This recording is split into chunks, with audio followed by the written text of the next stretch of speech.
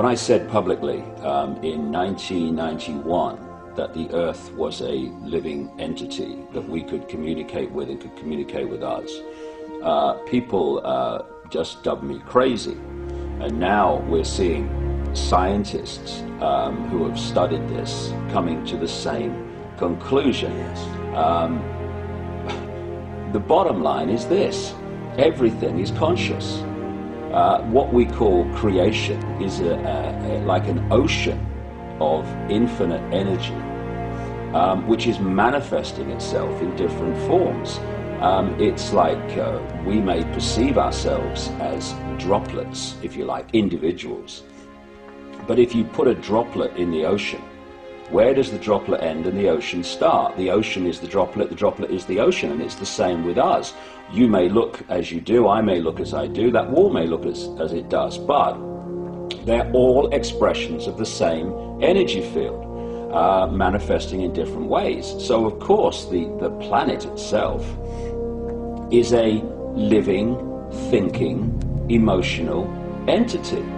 When a certain number of people come together and they choose in a moment of time to create a precise emotion in their hearts, that emotion literally can intentionally influence the very fields that sustain the life on planet Earth. These fields are now implicated in everything from the immune response of humans throughout the planet, climate, weather patterns, cycles of war in peace, our ability to solve problems, our cognitive abilities.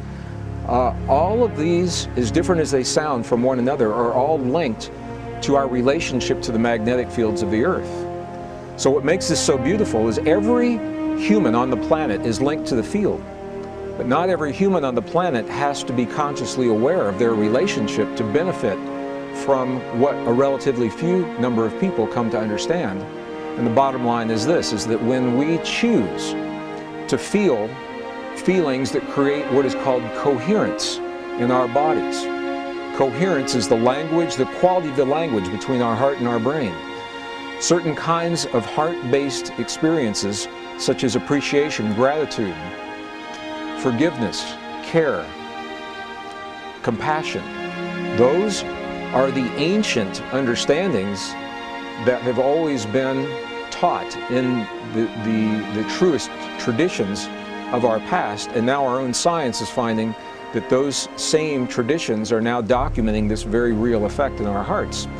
When we can feel those feelings in our bodies, they are mirrored in the field, and everyone benefits from the experience of relatively few. Life is a phenomenon that is universal in nature. Organic life is going to appear all throughout the cosmos, anywhere and everywhere that it can. And we are, in fact, divine manifestations. Life did not happen as some random happenstance here on Earth. It has been sent here from cosmic dust that's created from stars. The stars themselves are creating dust that has been tested as bacteria. As we are going through these cycles of evolution, we come back to an intrinsic core point, which is that the universe has an agenda. The universe is not just here to let us figure it out on our own. There is a very intelligent structure caused by a superintelligence, actually, that is governing how we evolve here on Earth. In other words, the events that actually happened, the historical events, the wars, the political conspiracies, the conflicts, all the stuff that involves, in many cases, loss of life, those events are not random. There is a structure to history. There is a structure to the events that are happening in our reality. And we are infused by this greater cosmic consciousness. It is fundamentally one with us. The universe ultimately is only identity. It is only awareness. That's all there is. And this idea of a physical universe is a holographic projection of this greater intrinsic consciousness that gave rise to what we now call existence. We are the most novel thing on this planet. We are everything biology is, plus technology, language, politics, philosophy, art, and so forth and so on. So suddenly human beings become important not mere cosmic witnesses to a meaningless cosmos, but the cutting edge of a cosmos that glories in order and is moving toward higher states of order. And at the present moment, we are the carriers. Once it was the volcanic processes that shaped this planet. Once it was the life of the early oceans. Once it was the great dinosaurs. But today, humanity represents the cutting edge of complexity and this process of moving toward complexification. So without invoking God or any sort of myth, you give meaning to human life. What is man's purpose? To advance and preserve novelty. You know, this is an ethical position. It means you don't replace rainforests with pastures. You don't censor books. You don't lean on people who make gender choices different from yours. No, the purpose of being a human is to complexify reality even more, to hand on a more diverse, more complicated, more multifaceted universe to our children. You have become who you've become before you came into this physical body. There was already plenty in your vortex that lets you know who you are. You are a lover. You were when you got here. And the first day that you found a reason to hate someone, you felt the discord of that hate. Because the source within you, no matter how justified you think you are in the pushing against of that injustice or that thing that you did not want to see, the source within you will not join you in that hatred. You couldn't feel so bad if Source didn't love you so much. What about that? If Source wasn't constantly loving you, you wouldn't feel so awful when you find a reason not to feel love. And if Source wasn't constantly loving everyone else, you wouldn't feel so awful when you're blaming them either, you see. So once you show yourself actively your own guidance, once you stand in any moment in time and you say, here I am, and Source, I know you have an opinion about this child that I'm looking at, and you feel yourself welled up with appreciation, you can feel that your opinion, your approach, your perception right here, right now, is so in sync with the Source within you that you are full of the completion of that which is Source. That's what positive emotion is. The better you feel, the more you are completing or allowing the extension of Source right here and now in this moment in time. And the worse you feel, the more your desire to be that is, but the more you are disallowing it, you see. The spiritual world of religion was talking about the invisible moving forces that shape the physical reality, and we call them spirit.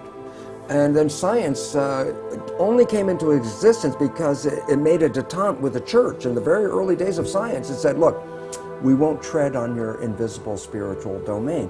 We will just study the physical world. And when Newton was able to predict the movements of the planet by just looking at the physical features, then scientists got the idea as well. If you can understand how the universe operates by just studying the material world, we don't need that invisible stuff. But in 1925, Newtonian physics was incorporated, subsumed by a bigger physics called quantum physics. And quantum physics emphasizes the universe is made out of energy, it's not made out of matter. And then I say, well, what does the quantum physicists call this energy that the universe is made out of? I say, well, they call it the field. I say, what's the definition of the field? I love this. Invisible moving forces that influence the physical world. I go, my goodness, that's the same definition as spiritual that's used for spirit. And I go, yes, quantum physics emphasizing the invisible field as primary to the physical world is essentially reiterating the statement of the spiritual people who talked about the invisible forces shaping our physical existence. And so, by definition, science, the new science of quantum physics, is bringing us back into alignment with the spiritual reality.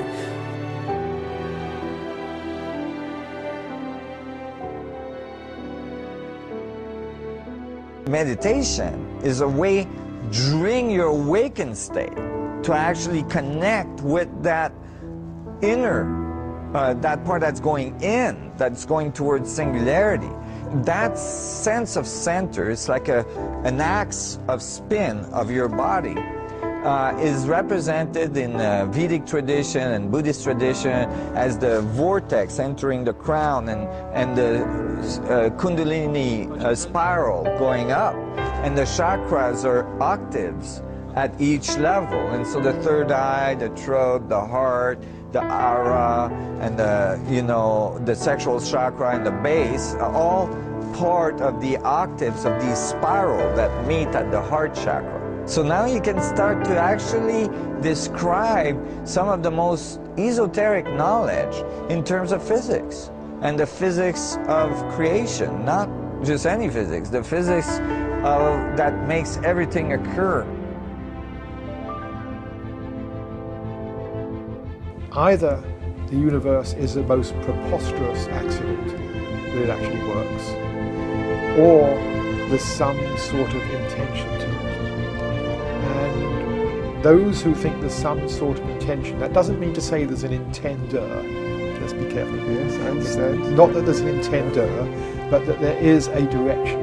You could say this, when a child gets conceived, there is a direction. If things unfold, then that fertilized egg grows into a little fetus, which becomes a human being, which is born and grows up. There's that direction.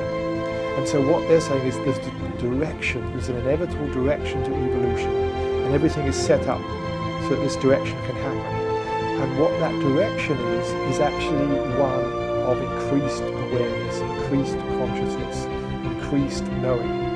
And so there's a growing body of scientists who say the purpose of the universe, they don't like using the word purpose, but the direction of the universe is knowledge, is that the universe is here to know itself, know itself, know itself.